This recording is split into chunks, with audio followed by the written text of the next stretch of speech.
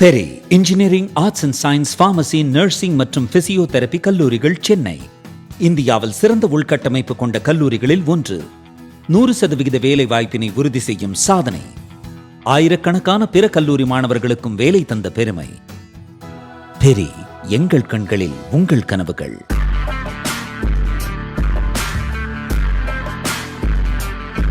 வணக்கம் ஜெயஹிந்த்.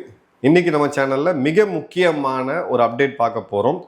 ஆப்ரேஷன் சிந்தூர் 2.0 ஆரம்பிக்குமா அப்படின்ற பல செய்திகள் அடிபட்டு இருந்துச்சு. ஏற்கனவே நம்ம அதை பற்றி டீட்டெயில் வீடியோவை ஒரு செயின் ஆஃப் ஈவெண்ட்ஸை ஒரு கோர்வையாக நம்ம பார்த்து ஒரு வீடியோ வந்து போட்டிருந்தோம். பார்க்காதவங்க மறக்காமல் பாருங்கள். இன்னைக்கு அது சம்மந்தமாக இன்னும் 2 அப்டேட் இருக்குது. இந்தியா 2 நோட்டாம் கொடுத்துருக்காங்க. Notice to airman, notice to seaman. இது என்ன அப்படின்னு பார்த்தீங்கன்னா, ஒரு ஆயுதத்தை நம்ம சோதனை செய்கிறோம், ஒரு தொழில்நுட்பத்தை நம்ம சோதனை செய்கிறோம் அப்படின்ற போது இங்கே ஆரம்பித்து இவ்வளோ தூரம் இந்த நாட்களில் அங்கே யாரும் கப்பல்களோ இல்லை விமானங்களோ பறக்கக்கூடாது. ஏன்னா அதை வந்து ஒரு பெரிய பாதிப்பை ஏற்படுத்திடும், அந்த விமானங்கள் சுட்டு வீழ்த்தப்படும் அப்படின்றதுக்காக அது நோட்டீஸ் வந்து கொடுப்பாங்க. இது உலகம் முழுக்க இருக்கக்கூடிய நடவடிக்கை. இப்போ 2 நோட்டாம் கொடுத்துருக்காங்க. 2மே டேட்டு கவனிக்கணும். ஒன்று பார்த்தீங்க அப்படின்னா GNSS ஜாமர் ட்ரையல்ஸ். இதை பற்றி நம்ம டீட்டெயிலாக பார்ப்போம். இதோடைய நோட்டாம் வந்து 11 மற்றும் 12 ஏப்ரல் கொடுத்துருக்குறாங்க. அதே மாதிரி ஒரு ஏவுகணை சோதனைக்கான நோட்டாம 12லேருந்து 14 தேதி கொடுத்துருக்குறாங்க அப்படின்ற பார்க்குறோம். So no fly zone. நோட்டாமோடைய ரேஞ்சு பார்த்தீங்க அப்படின்னா 1680 கிலோமீட்டர். தென்கிழக்கு ஒடிசாவில் இருக்கக்கூடிய சாந்திப்பூர் மற்றும் அப்துல் கலாம் ஐலாண்ட்லேருந்து. இங்கே இருந்து தான் நம்ம ஏவுகணைகளை டெஸ்ட் பண்ணுவோம் அப்படின்றது எல்லாருக்குமே தெரியும். கடந்த முறை சீன கப்பல்கள் வந்து வெயிட் பண்ணது, அப்புறம் அமெரிக்க கப்பல்கள் வெயிட் பண்ணது. இந்தியா வந்து சார் நீங்கள் மூடலப்பா, நாங்கள் பண்ணல அப்படின்னு சொல்லிட்டு அதன் பிறகு எங்கள் ஏமாந்து திரும்பி போன கதையெல்லாம் நம்ம பார்த்தோம். இப்போ இந்த இடத்துல நோட்டாம் அப்படின்றது இது ஒரு ரேண்டமான ஒரு இது கிடையாது. கிளியர் கட்டா டெலிபரேட்டா இந்தியாவுடைய DRDO மற்றும் இந்தியாவுடைய armed forces, army, navy, air force ஒரு கூட்டா இதை பண்ணுறாங்க அப்படின்றத பார்க்குறோம். ஸோ இதை வந்து பிரேக் டவுன் பண்ணி பார்க்கலாம். ஃபர்ஸ்ட் வந்து பார்த்தீங்க அப்படின்னா மிசைல் காம்பனண்ட்டு 12ஆம் தேதியிலேருந்து 14ஆம் தேதி ஏப்ரல் நடக்குது சாந்திப்பூர் இன்டெகிரேட்டட் டெஸ்ட் ரேஞ்சில். அதே மாதிரி டாக்டர் APJ அப்துல் கலாம் ஐயா அவர்களுடைய தீவுகளில் அவர் பேரில் வைக்கப்பட்டு, இதுக்கு முன்னாடி வீலர் தீவுகள்னு சொல்லிட்டு இருந்தாங்க. இது வந்து பார்த்தீங்க அப்படின்னா நம்மளுடைய ஈஸ்டர்ன் சீபோர்டில் இருக்குது. ஈஸ்டர்ன் சீபோர்டில் என்ன நடந்தாலும் அதற்கு பிரைமரி டார்கெட் எது அப்படின்னு பார்த்தீங்கன்னா சைனா தான். இப்போ இந்த இடத்துல மிசைலோடைய ரேஞ்சு அப்படின்னு பார்த்தீங்கன்னா 1680 கிலோமீட்டர். இது கிளாசிக்கா ஒரு பேலஸ்டிக் ரக ஏவுகணையோ இல்லை ஒரு தொலைதூரம் போகக்கூடிய க்ரூயிஸ் ரக ஏவுகணையோ சோதிக்கக்கூடிய ஒரு மிக முக்கியமான சேஃப்டி என்வலப் இது. இப்போ இந்த இடத்துல ஒரு மீடியம் ரேஞ்ச் பேலஸ்டிக் மிசைல்னு சொல்லக்கூடிய MRBM ஏவுகணையை சோதனை பண்ணலாம், இல்லாட்டி எக்ஸ்டெண்டட் ரேஞ்ச் க்ரூயிஸ் மிசைலை சோதனை பண்ணலாம். மீடியம் ரேஞ்ச் பேலஸ்டிக் மிசைல் நம்ம கிட்ட என்ன இருக்குது? அக்னி பிரைம்டு வெர்ஷன், அக்னி P அப்படின்னு சொல்லக்கூடிய அந்த வெர்ஷன் இருக்கு. இது வந்து வாகனங்கள் எடுத்துட்டு போய் ரோட்ல இருந்து ஃபயர் பண்ணக்கூடிய அணு ஆயுதத்தை எடுத்துட்டு போகக்கூடிய திறன் கொண்ட ஒரு பேலஸ்டிக் ரக ஏவுகணை. இதோடைய தூரம் அப்படின்னு பார்த்தீங்கன்னா 1000லேருந்து 2000 கிலோமீட்டர். இல்லை நம்மளுடைய அக்னி 2 பழைய மிசைல் இருக்கு, அதோட வேலிடேட்டரி டெஸ்டாக கூட இருக்கலாம். 2வது ரொம்ப முக்கியமாக நம்ம பார்க்கக்கூடியது க்ரூஸ் ரக ஏவுகணைகள். இப்போ பிரம்மோஸோட ரேஞ்ச் எடுத்தீங்கன்னா 300 கிலோமீட்டர் ப்ளஸ், நிருபயோட ரேஞ்ச் எடுத்தீங்கன்னா 150லேருந்து 200 கிலோமீட்டர் தாண்டி போகும். இந்த 2த்தையுமே எக்ஸ்டெண்டட் ரேஞ்சை சோதிக்கிறதுக்கான வாய்ப்புகளும் இருக்கு. ஸோ பிரம்மோஸோடைய ரேஞ்சை 800 கிலோமீட்டருக்கும் அதிகமாக எடுத்துட்டு போகணும்னு சொல்லி ஏற்கனவே நம்ம அதில் வந்து ஒர்க் பண்ணிட்டு இருக்கோம் பிரம்மோஸோடது. போன முறை தஞ்சாவூர்லேருந்து கிளம்பிய ஒரு விமானம் குஜராத் பகுதியோட குஜராத் எல்லைக்கு போய் ரான் ஆஃப் கட்சில் பாகிஸ்தான் எல்லைக்கு போய் ஒரு பிரம்மோஸை ஃபயர் பண்ணிட்டு திரும்ப வந்த ஸ்டோரியை நம்ம பார்த்தோம். நாளைக்கு இதே தஞ்சாவூர்ல இருந்து நம்ம குஜராத் வரைக்கும் கூட போகணும்னு அவசியம் கிடையாது. மகாராஷ்டிராலேருந்து இந்த ஏவுகணையை பாகிஸ்தான் மேலே செலுத்திட்டு நம்ம திரும்ப வர முடியும். ஏன்னா எக்ஸ்டெண்டட் ரேஞ்ச் அப்படின்றது ஒரு பெரிய அட்வான்டேஜை கொடுக்குது. அதை வந்து ப்ரொடக்ஷனில் இருக்குது, ஒர்க் இன் ப்ராக்ரஸ் அப்படின்னு சொல்லி இவ்வளோ நாள் சொல்லிட்டு இருந்தாங்க. அதை பற்றியான டீட்டெயில்ஸை DRDO வெளியில் கொடுக்கல. ஒருவேளை இது பிரம்மோஸ் இல்லை நிருபயோடைய ஒரு டெஸ்டாக கூட இருக்கக்கூடிய வாய்ப்பு இருக்குது. ஒன்று அக்னி பிரைமாக இருக்கலாம், இல்லை நிருபை க்ரூஸ் மிசைலாக இருக்கலாம் சப்சானிக், இல்லாட்டி நம்மளுடைய பிரம்மோஸோடைய எக்ஸ்டெண்டட் ரேஞ்சாக இருக்கலாம். அது 3ல் என்ன நடக்குது அப்படின்றத பார்ப்போம். இப்போ இதில் புது கைடன்ஸு, புது சீக்கர்ஸ், இது எல்லாமே வந்து பண்ணுறாங்க அப்படின்றத பார்க்கணும். ரெண்டாவது, இந்தியா முதலையா இப்ப சமீப காலங்களில் யாருமே கேள்விப்படாத ஒரு சோதனையை இப்போ நம்ம பண்ண போறோம். அது என்ன அப்படின்னு பாத்தீங்கன்னா GNSS அப்படின்ற ஜாமர் ட்ரையல்ஸ். இது ஜிபிஎஸ் சிஸ்டம், உலகத்தோடைய ஜிபிஎஸ் சிஸ்டம்ஸ் 4 தான் இருக்கு. இப்போ 4த்தையுமே நம்ம என்னன்னு பார்த்தோம். GPS, Baidu, Galileo, but IRNSS சொல்லக்கூடிய ரஷ்யாவோடது. இந்த 4 பேஸ் பண்ணி தான் உலகத்தில் இருக்கக்கூடிய 90-95% ஏவுகணைகள், அது குரூஸாக இருந்தாலும் சரி, பேலஸ்டிக் ரக ஏவுகணையாக இருந்தாலும் சரி, கைடட் மியூனிஷன்ஸ்ன்னு சொல்லக்கூடியது, கைடட் ராக்கெட்ஸ் மற்றும் ட்ரோன்கள், இது எல்லாமே இதை பயன்படுத்தி தான் தன்னோட டார்கெட்டை நோக்கி வரும். இப்போ இந்த இடத்துல நம்ம ஜிபிஎஸ் இந்த மாதிரியான 4 சிஸ்டத்தையும் ஜாம் பண்ணணும் அப்படின்னா அதால் வர முடியாது. இப்போ நீங்கள் கூகுள் மேப்ஸ் இல்லாமல் நீங்கள் நட்டாத்தில் உங்களை கூகுள் மேப்ஸ் ஆஃப் ஆயிடுச்சுன்னா நீங்கள் தண்ணீரி போயிடுவீங்க இருட்டில். அதே கதை தான் இப்போ நடக்க போகுது. இதை தான் நம்ம ஒரு எலக்ட்ரானிக் அட்டாக் சிஸ்டம் முதல் முறையாக நம்ம சோதிக்கிறோம். பொசிஷனிங், நேவிகேஷன், டைமிங், PNT அப்படின்னு சொல்லுவாங்க. அந்த ஜிபிஎஸ்ஸை பொசிஷன் பண்ண விடாமல் அதை கன்ஃபியூஸ் பண்ணுறது. கிளாசிக் எக்ஸாம்பிள் நம்மளுடைய நண்பர்கள் வளைகுடாவில் இருக்கவங்க நீங்கள் ஃபீல் பண்ணியிருப்பீங்க. துபை மேலே தாக்குதல் நடக்காத போதும் நீங்கள் உங்கள் கூகுள் மேப்ஸ் பார்த்தீங்கன்னா கண்ணாபின்னான்னு அது லொக்கேஷன் காமிச்சிருக்கு. அது காரணம் ஜிபிஎஸ்ஸை ஜாம் பண்ணாங்க. ஜிபிஎஸ் ஸ்பூஃபிங் அப்படின்னு சொல்லுவாங்க, அதை பண்ணாங்க. ஸோ PNT-யை இது நம்ம பண்ணுறோம்.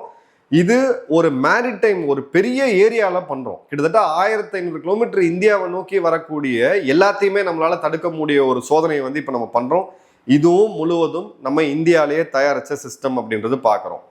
இப்போ ரொம்ப ரொம்ப ஹைலைட்டான விஷயம், இந்த வீடியோவோட மிக முக்கியமான ஹைலைட் என்ன அப்படின்னா, ஒன்று எலக்ட்ரானிக் வார்ஃபேர், இன்னொன்று ஏவுகணை சோதனை. ஆனால் இது ரெண்டுமே 24 மணி நேரம் நம்ம கேப்ல டெஸ்ட் பண்றோம் அப்படின்றது தான் இதுல இருக்கக்கூடிய ஹைலைட். இதுவரை இந்தியா பண்ணாத ஒரு போர் யுக்தி இது. அதாவது நம்மளுடைய எலக்ட்ரானிக் வார்ஃபேரையும் நம்மளுடைய கைனடிக் டெஸ்டிங்கையும் ஒரே நேரத்தில் நம்ம ஒன்று சேர்க்க போகிறோம். இப்போ வார் சினாரியோவில் எடுத்தோம் அப்படின்னா எதிரியோட ஏவுகணைகள், ட்ரோன்ஸ் எல்லாம் உள்ள வருது. அப்படியே பாகிஸ்தான் ஆப்ரேஷன் சிந்தூர் இமேஜின் பண்ணிக்கோங்க. நம்ம எலக்ட்ரானிக் ஜாமர்ஸ் ஆன் பண்ணுறோம், வார்ஃபேர் ஆன் பண்ணி அதோட ஜிபிஎஸ் எல்லாத்தையுமே கொலாப்ஸ் பண்ணுறோம். அநேகமான ட்ரோன்கள் வீழ்த்தப்படுது. பட் சில ட்ரோன்கள் இனர்ஷியா பேஸ்டாகவும் வரும். ஏஐலாம் பயன்படுத்துகிறாங்க. ஜிபிஎஸ் எல்லா இடத்துலையும் தேவையில்லை. பட் அது லிமிட்டடான ஒரு அளவு தான், எனக்கு ரொம்ப காஸ்ட்லியான சிஸ்டம் அது. உடனே அந்த ட்ரோன்களோட தாக்கமெல்லாம் கம்மியான பிறகு இந்தியா உடனடியாக தன்னுடைய ஏவுகணை தாக்குதலை ஆரம்பிக்கிறாங்க. ஒரே நேரத்தில் 50-100 ஏவுகணைகளை தாக்குறாங்க. அதை தான் இப்போ நம்ம கிளியர் கட்டாக ஒரு ரியலிஸ்டிக்காக ஒரு கண்டஸ்டடான எலக்ட்ரோ மேக்னெட்டிக் என்விரான்மெண்ட், அதாவது ஏற்கனவே அங்கே ஜிபிஎஸ் ஜாம் ஆகிட்டு இருக்கு. நம்மளோட ஏவுகணை அந்த ஜிபிஎஸ், பைடு, IRNSS போன்ற சிஸ்டம் எல்லாம் கொலாப்ஸ் ஆகும் போதும் இப்போ இதே ஏவுகணை எலக்ட்ரானிக் வார்ஃபேரை சைனா பயன்படுத்துகிறாங்கன்னு வச்சுக்கோங்க. இப்போ அந்த சோதனையை நம்ம இந்தியா தான் பண்ணிகிட்டு இருக்கு. நம்மளோட ஓன் சிஸ்டத்தை வச்சு பயன்படுத்துகிறோம். இந்த சிஸ்டத்துக்குள்ள நம்மளுடைய ஏவுகணை எப்படி பர்ஃபார்ம் பண்ணுது, இதை டாச் பண்ணி எப்படி போகுது இனர்ஷியா பேஸ்டான்னு சொல்லி அதையும் நம்ம சோதனை பண்ணுறோம் அப்படின்றத பார்க்குறோம்.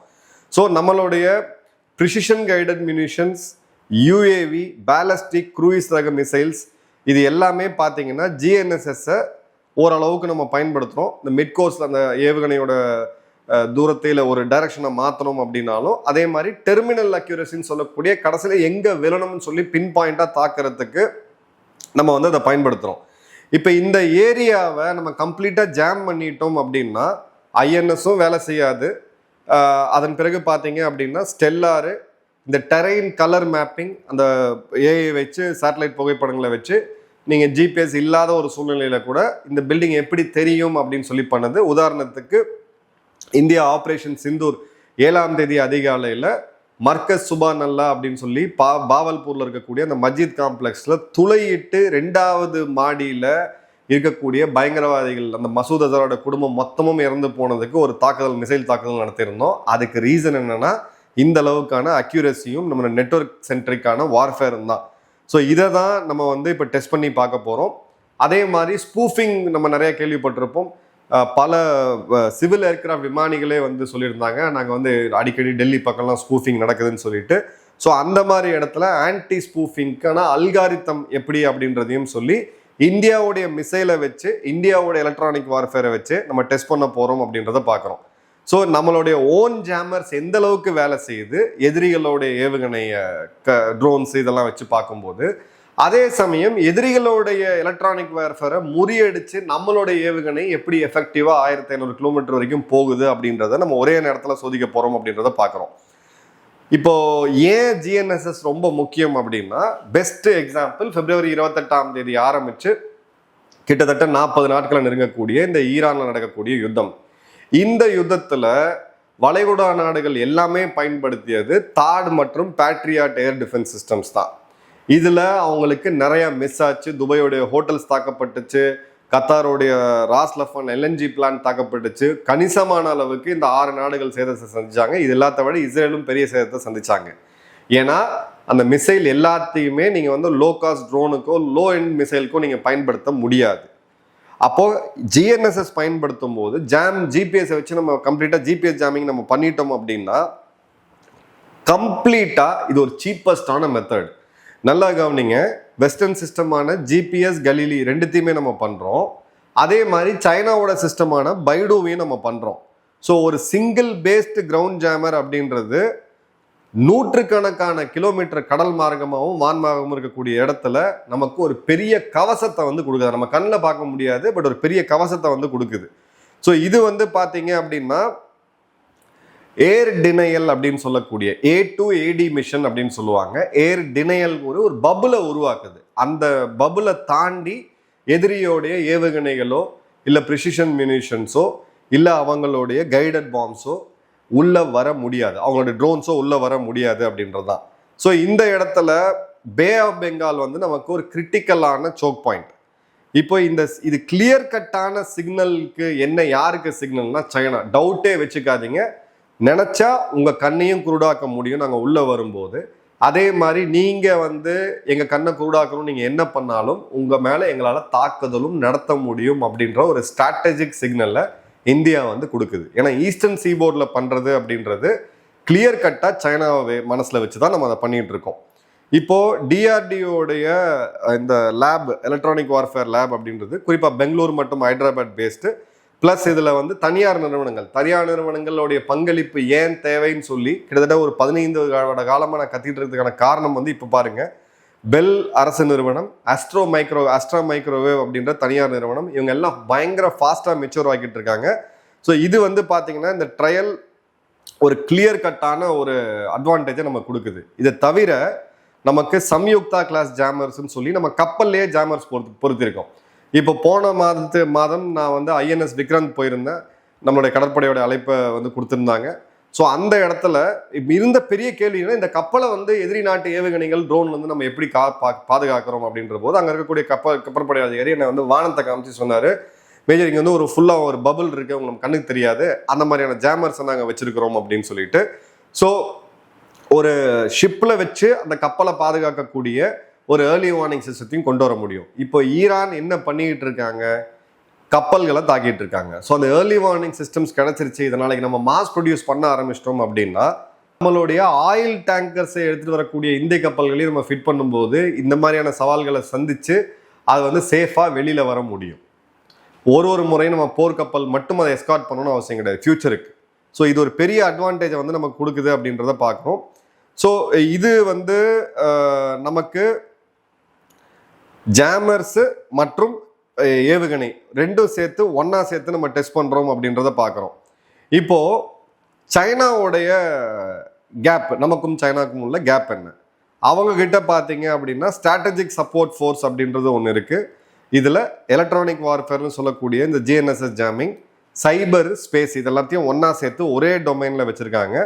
இதுக்காகவே தனியாக EW ஏர்கிராஃப்ட் அவங்க கிட்ட இருக்கு, நம்ம கிட்ட இல்லை. நம்ம வந்து ஒரு டிரான்ஸ்போர்ட் ஏர்கிராஃப்டை நேத்ரான்னு சொல்லி சென்னை டிஃபென்ஸ் எக்ஸ்போல நான் காமிச்சிருந்தேன், எல்லாருக்குமே அங்கே காட்சிக்காக வைக்கப்பட்டுருச்சு அதோட மினியேச்சர் வந்து. ஸோ அந்த விமானத்தை பயன்படுத்தி நம்ம ஏர்லி வார்னிங் பண்ணுறோம். அவங்ககிட்ட Y9 அப்படின்றது இருக்கு. கப்பல்களில் அவங்களுக்கு வந்து இந்த ஏர்லி வார்னிங் சூட், அந்த எலக்ட்ரானிக் வார்ஃபேர் சூட் அப்படின்றது இருக்கு. அதே மாதிரி பார்த்தீங்கன்னா இந்த கடல் பாறைகள் இருக்கு பார்த்தீங்களா, பவளப்பாறைகள் இருக்கு பார்த்தீங்களா, அதெல்லாம் அவங்க மேப் பண்ணி வச்சிருக்காங்க. அது எங்கெங்க தென்படுதோ அதை வச்சும் அவங்களால நேவிகேட் பண்ண முடியும். ராஜராஜ சோழன் அவர்கள் கடல் கடந்து போகும்போது ஆமையை பயன்படுத்தினாங்கன்னு சொன்னாங்க. ஸோ அதோடைய ஒரு மாடர்ன் வெர்ஷனை தான் அவங்க பண்ணிட்டு இருக்காங்க அப்படின்றது பார்க்குறோம். அதே மாதிரி பார்த்தீங்க அப்படின்னா ரியல் வேர்ல்டில் ஒரே ஒரு முறை தான் இவங்க வந்து இந்த ஜாமிங்கை பண்ணியிருக்காங்க. அது எப்பன்னு பார்த்தீங்கன்னா தென்சீன கடல் பகுதிகளில் 2015 அமெரிக்காவுடைய ட்ரோன் பயிற்சிகள் அங்கே நடக்கும்போது, தென்கொரியா மற்றும் இந்த நாடுகள் பயிற்சி நடக்கும்போது அதை ஒரு முறை வந்து அவங்க ஜாம் பண்ணாங்க அப்படின்றத பார்க்குறோம். அதே மாதிரி பார்த்தீங்க அப்படின்னா பைடு 3 இந்த குளோபல் சேட்டலைட் கான்ஸ்டலேஷன், இது வந்து ஒரு மிலிட்ரி கிரேடு ஆன்டி ஜாம் அப்படின்னு சொல்கிறாங்க. இது வந்து எதிரி நாட்டு ஜிபிஎஸ் ஆஃப் பண்ணி, அமெரிக்காவுடைய ஜிபிஎஸ் ஆஃப் பண்ணி தன்னை வந்து நிலைநாட்டும் அப்படின்னு சொல்கிறாங்க. இப்போ இதோடைய ப்ரிசைஸ் ரிசல்ட் வந்து நம்ம எங்கே பார்க்கலாம் அப்படின்னா ஈரானுடைய தாக்குதலில் பார்க்கலாம். ஈரான் அனுப்பக்கூடிய அதாவது ஏவுகணை ட்ரோன் துல்லியமாக அந்த டார்கெட்ஸை எப்படி தாக்குது அப்படின்னு பார்த்தீங்கன்னா சைனாவுடைய சேட்டலைட் கான்ஸ்டலேஷனை பயன்படுத்தி தான்.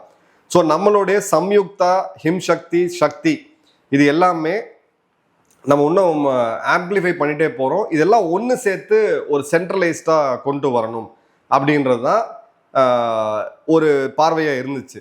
சைனா அதை இன்டெகிரேட் பண்ணி வச்சுருக்காங்க. பட் ஈரான் யுத்தத்தில் உலக நாடுகள் கற்றுக்கிட்ட பாடம் என்ன அப்படின்னா, நீங்கள் எல்லாத்தையும் ஒன்றா சேர்த்து ஒரே இடத்துல இன்டெகிரேட் பண்ணி வச்சுருக்கீங்க, இப்போ அந்த கமாண்ட் போஸ்ட்டை தாக்கி அழிச்சிட்டாங்க அப்படின்னா உங்களால் செயல்பட முடியாது. ஸோ இந்தியாவோடது ஃப்ராக்மெண்டடாக இங்கே அங்கன்னு சொல்லி நம்ம ஸ்டாண்ட் அலோனாக வைக்கிறோம். இதுக்கு பயங்கர கிரிட்டிசிசம் இருந்துச்சு மிலிட்டரி சர்க்கிளில். பட் இப்போ பார்க்கும்போது இது ஒரு சரியான முடிவான்னு சொல்லி கண்டிப்பாக நினைக்க தோணுது. ஸோ நமக்கு வெளிநாடுகளுடைய சிஸ்டம்ஸ் வந்து இதெல்லாம் வந்து வெளிநாடுகள்கிட்ட வாங்கினீங்கன்னா கோடிக்கணக்கான ரூபா அவங்க வைக்கிறது தான் வேலை அப்படின்றது. ப்ளஸ் அதோடைய ஒரு அப்டேட்டுக்கும் நம்ம காசு கொடுக்க வேண்டியது இருக்கும். ஸோ நம்மளுடைய பிஎன்டி எதிரியோடைய பெனிட்ரேஷன் மற்றும் நேவிகேஷன் இது எல்லாத்தையுமே 1500 கிலோமீட்டர் தூர அளவுக்கு நம்மளால் கம்ப்ளீட்டாக ஜாம் பண்ண முடியும். ஸோ சீன கப்பல்கள் ஹம்பன்தோட்டையில் இருந்தாலும் சரி, சீன கப்பல்கள் கோகோ தீவுகளில் இருந்தாலும் சரி, இவங்க இந்தியாவை நோக்கி கிட்ட வரணும் அப்படின்னு பிளான் பண்ணாங்க அப்படின்னா 1500 கிலோமீட்டருக்கான கவசம் நம்மக்கிட்ட ரெடியாக இருக்குது. இந்த சோதனையோட ரிசல்ட் வரும்போது இன்னொரு டீட்டெயில் வீடியோவில் அதை பற்றி நான் ரிவ்யூ போடுவோம். உங்கள் கமெண்ட்ஸை கமெண்ட் பாக்ஸில் போடுங்க. நன்றி, வணக்கம், ஜெய்ஹிந்த்.